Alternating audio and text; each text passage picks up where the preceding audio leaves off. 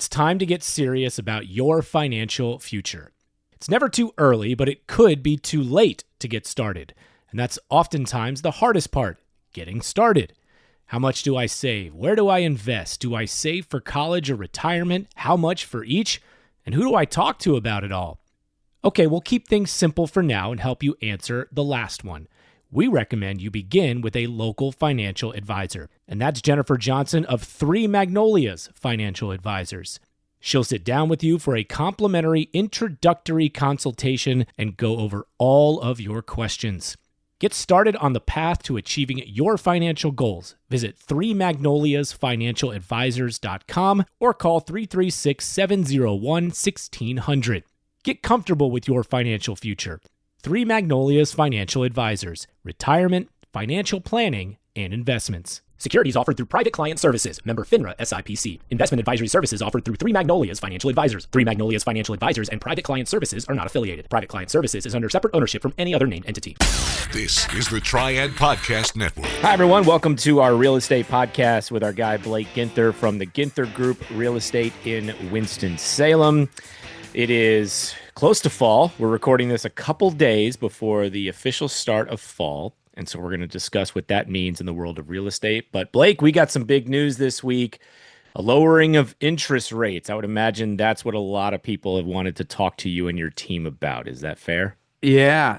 This lowering of the Fed fund rate has people just assuming that interest rates will be lowered. And I said a month ago, Adam, I don't know if I said it on our podcast, but I said it in one of my market updates that I was worried that if they only lowered it by 25 basis points, that interest rates would actually maybe go up a little. And that's exactly what happened, is that they lowered the fund rate by 25 basis points. And I have seen some lenders raising their interest rates. And what people need to know is, like, the fund rate and the interest rates are totally separate. Bond market and the federal fund rate are the two indicators and the impact of what interest rates with banks are. I think that a lot of lending institutions were hoping for or thinking they would get a 50 basis points or half a point drop by the Fed. And so they went from mid to upper sixes all the way down into the upper fives, and low sixes. And now that they only dropped to 25 basis points, we're seeing some go back into like the 6.25, 6.5 range. And, the Fed did tell us that they're meeting again in 5 weeks. And then they're going to meet 5 weeks thereafter. I love that, by the way. Those were their words. We will meet again in 5 weeks. When you go online, everybody goes, they're going to have another cut in 5 weeks and then another cut in 5 weeks. Like, possibly. Maybe. And if economically things keep going the way they're going, I think yes. But there's always this chance that Americans keep spending or spend more. And the inflation, won't allow them to do what every real estate agent, right, and every potential home seller or home buyer want, which is lower rates. I mean, we all want that. I mean, selfishly, every realtor and lender you talk to is like, they're going to lower them. But like, if we keep all spending a lot of money, they might not. Can you explain again the economics of when the Fed drops its rate, why mortgage rates can then increase as a result? They don't have to, but they can. So can you explain the economics why or how that happened? Mm-hmm. Yeah. Yep. I think because a lot of the mortgage institutions preemptively make changes based on what they believe the Federal Reserve rate will be, and that it's literally profits. I mean, what they're attempting to do is, it's almost like, look at it like a contractor who's coming out and bidding on doing let's call it a screen and porch job, right? And they're bidding on what they think the materials will be, and then the labor that they're going to have to hire or sub-hire to bring in. And so, and amongst other things, right? So they're bidding on the job with certain parameters in mind or certain costs that they're going, I'm going to have to pay X amount for this human and or these humans that I'm going to hire, and then X amount for the materials. Well, that's what the mortgage companies are doing with the Fed rate, right? And when they believe the federal fund rate is going to go down, that allows them to keep their profit margin at a lower rate. And they're trying to win jobs, win bids with other competing companies. So they're trying to, it's a lot like gas companies. Like when you go, why is one gas station blank and the other one's blank? And they're trying to win the business while also making a profit. And so, I said this on a podcast a while ago with you, Adam. It's like we had this big national lawsuit around lack of transparency with realtors and real estate agents. I don't think most consumers know how lenders and mortgage companies make money, right? And to the point of this question, if it's all I mean, obviously they're in the business of profit, and the Fed fund rate being lower allows more profit, and therefore they can be more competitive and lower their rate a little. That's helpful to know. That's good context. Regardless of what's happened with the rates this week, what does fall typically bring in our market? Yeah, I mean, it's usually, and it is, of course, it depends on inventory. It's usually a better market to be a buyer in because there's less competition in the fall. In the last several years, really since 21, inventory was so low that it was, although you had less competition, you still had less inventory. Well, we have a little bit more. I would say we don't have an inventory problem anymore. It's a very healthy inventory. 3 months supply in most price points is a healthy inventory. And so buyers, can be what they are being, which is picky. and the need to buy buyers, like they moved here and they need a house right now, aren't as aplenty. So we're seeing a lot of buyer, I don't know what the right word is, fence dwelling, and that's totally Instead of normal. fence sitting. Yeah, that's totally normal for the fall in our market. I would still say to a buyer, the fall is the best time for you. Sellers can still, if they are updating their home and they're either updating it, staging it, and cleaning it, and if they're doing those three, they're succeeding. Do you feel like we have a shortage of buyers though? I mean, I know typically there is a better time for buyers in the fall, but is this year maybe a little bit less in terms of amount of buyers than what we normally have? Well, it's interesting. There's national and then there's local, right? And nationally, this is the lowest buyer demand since 2009. And so people are going to read that or hear that and go, 2009 was a terrible market. So are we in a crap market? I mean, certain pockets of our country, yeah, they are, right? If and some of that is overbuilding, and some of that is natural disasters and or a combination of the two. But I think locally, our buyer demand absolutely has continued to soften the last 18 months. We are still going to finish. Well, I shouldn't say finish because we got a whole quarter to go. But as of now, the triad is directly flat with 24. We were above 24. 25 had more sales, especially in Forsyth County, but that softened in August. In fact, August had our fewest pendings. We pended, I think the fourth fewest pendings in 3 years. Wow. And people will guess, obviously, those low other pending months were always December. Like every Sure. December we have the lowest pen months, and which is historically why Januaries are slow in our industry. But August isn't unusually slow now. But hear that, Adam, and know that that's like we pended 20% fewer homes in August of 25 than we did in 24. If that trend continues, then we're going to finish 25 way below 24.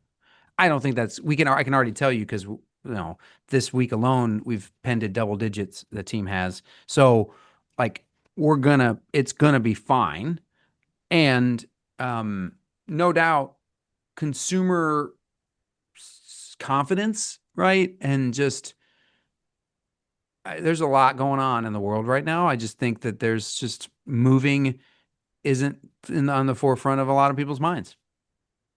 Is this more like, I hear you use the word soften, and it's a better word than what some people will say, which is fewest amount of buyer demand or smallest amount of buyer demand since 2009. Oh, we're heading for this or heading for that, and it's these scare tactics.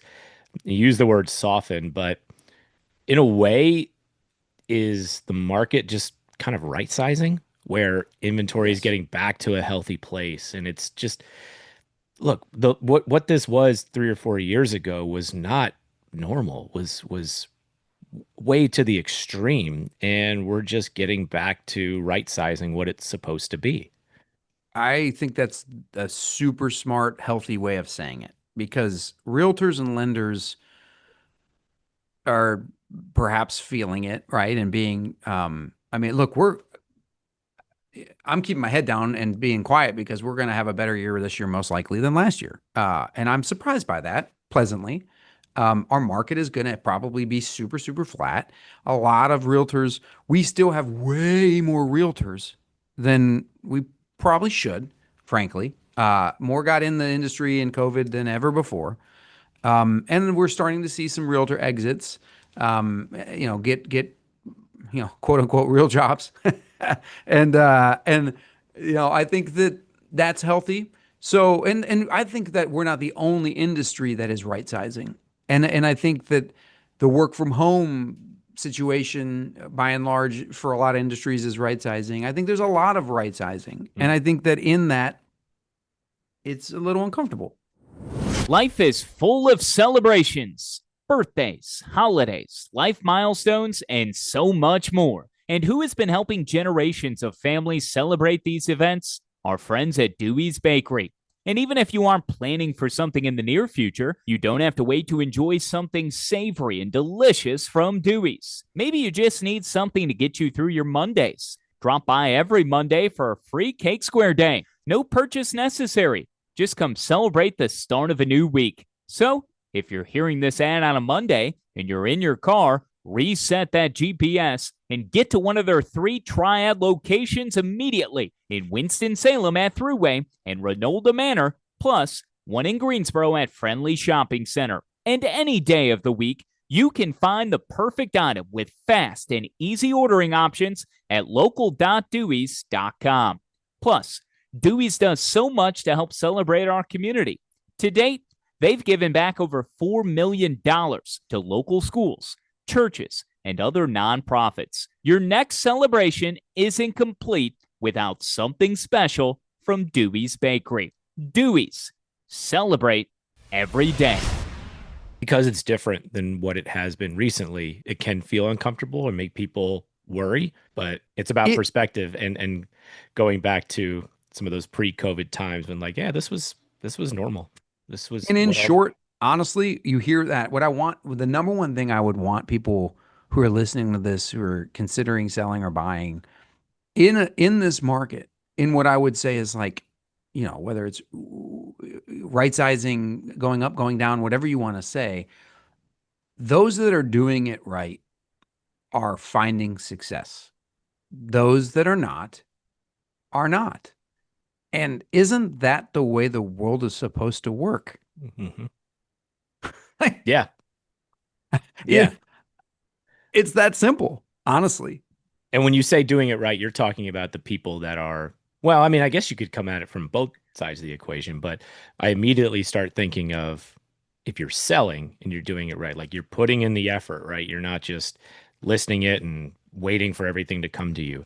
And then to your point, and then on the buyer side, it's, if you're doing it right, you're making competitive but fair offers.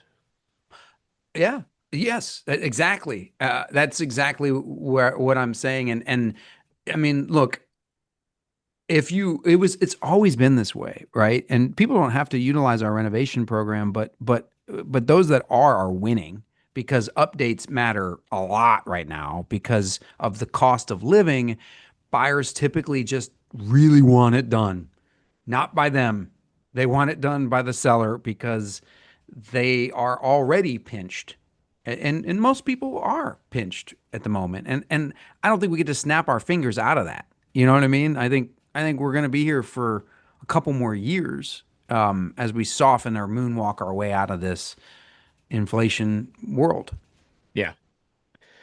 Okay, so I want to one of the things that we were touching on before we started was, hey, what are some of the things that you're having conversations about and hearing from people related to this particular topic? Anything unique that people are having more on the consumer side, which is where I reside.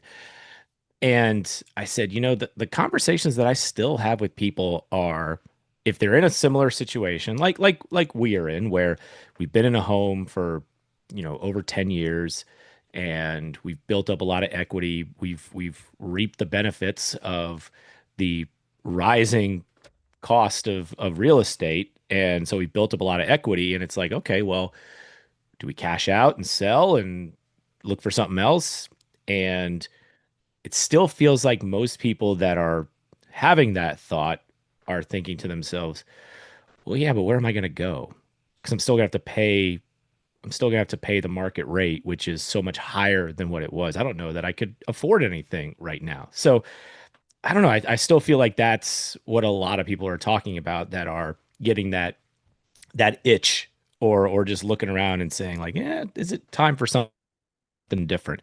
Is it time for something bigger, smaller, new location, whatever the case may be? But they're just like, yeah, I'll make money on the sale of my home, but can I afford what's actually out there right now? Yeah, I mean, I think that is probably where a lot of people are. And I guess where I would say is I think it's probably worth deep diving into the real estate world currently. Um, and and saying to them, like, for example, if you can buy without having to sell first, and that's a lot of people. Based on the products today and based on their life, they can do it. Now they don't want to have two mortgages, most people, and they go, I mean, I can do it. I can buy this house, but it will be uncomfortable, and we will not want to carry these two mortgages for longer than blank. Um, I would tell those people that the next 4 to 5 months are going to offer them opportunities at getting a home at a slightly better deal than, and sometimes a pretty good bit better deal than what the last two years have been because of inventory being a little bit higher and buyer demand being lower. Now they should hear that and go, when they go to sell, we're going to need to make some improvements to position them in the best possible light. We might have to utilize some of our staging company. We might have to do things that we haven't, no, we will, right? That we haven't had to do for the last several years. But that we did before COVID, right? We're just back to that. Right. Right. And so if they're in that position, then that's different. It maybe they're in a position, honestly, where if they have rental properties and they have a lot of equity in one or two of them, they want to, if they're Ramsey people, they're going to like, this is like nails on a chalkboard. But what I would tell them is they probably want to do a debt service credit loan, a DSCR, which is super easy. I mean, it really is. And conservative, by the way. Don't freak out. It's not so easy that people go, oh gosh, are we going back to '08 times? No, not at all. But it is simple. It is a simple process to capitalize on equity. And your rental properties, most people don't live off of the month-to-month money that they make on their rental properties. They're nice, but ultimately they want a cash flow, and they're thinking long-term with these rentals, most people. And they're not, non-professional landlords, I should say. And a lot of people that listen to this podcast, I would bet, have a rental property or two. And they might be able to DSCR, take $150,000 out still in today's rates, and which would be in the sixes, and still be able to cash flow on their monthly rental. And maybe they don't sell their primary home, right? If they have a 2.5, 3% interest rate, 3.5% interest rate, you can probably rent your primary home for a lot more than you could sell it. And so maybe you'd capitalize on a rental, It depends. And a lot of people go, I don't want to be a landlord. Well, you hire a property management company, right? You don't have to ever think about it. But these are all just options. I geek out on saying, let's explore the options, and oftentimes it will have, my promise to people is that it will have 0% of what's best for me, because I talk myself out of more sales than I talk myself into them. But I mean, I geek out on people making good decisions, good financial decisions around real estate. Yeah.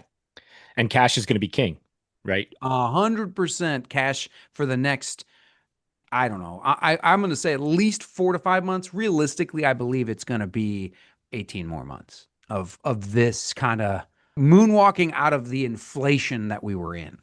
Moonwalking out of the inflation. I like that as a title for I think this that there's the podcast. title. There it is. I knew it. We found it.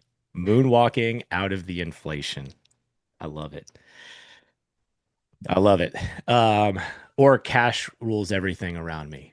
That could also be it too. I mean, look, cash is king, always has been, always will be, in a time where there will be more opportunity than there have been the last 5 years.